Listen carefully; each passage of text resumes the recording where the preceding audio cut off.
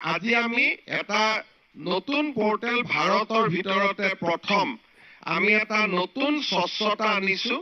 যে এতিয়াৰ পৰা তৃতীয় আৰু চতুৰ্থ বৰ্গৰ কৰ্মচাৰী গোটেই বছৰটো ট্ৰান্সফাৰ পোষ্টিং হৈ নাথাকে জানুৱাৰী মাহত পোৰ্টেলত আবেদন কৰিব 28 ফেব্ৰুৱাৰীলৈকে পোৰ্টেল খোলা থাকিব বিহুৰ আগতে 14 এপ্ৰিলৰ আগতে কম্পিউটাৰে ট্ৰান্সফাৰ কৰি দিব বিষয়াই নহয় কম্পিউটাৰে লোকেট কৰিব যে এও শিৱসাগৰৰ পৰা ধেমাজি আহিব খুজিছে এখেতে ধেমাজিৰ পৰা শিৱসাগৰত আহিব খুজিছে কম্পিউটাৰে তাক লোকেট কৰিব কম্পিউটাৰে ডিসাইড কৰিব আৰু ডাইৰেক্টৰৰ ডিজিটেল সিগনেচাৰত ট্ৰান্সফাৰ অৰ্ডাৰ ওলাই যাব তাত মেনুৱেল হস্তক্ষেপ কাৰোৱে নাথাকিব সেই স্বচ্ছতাৰ আৰু এটা স্বচ্ছ নিযুক্তিৰ পিছত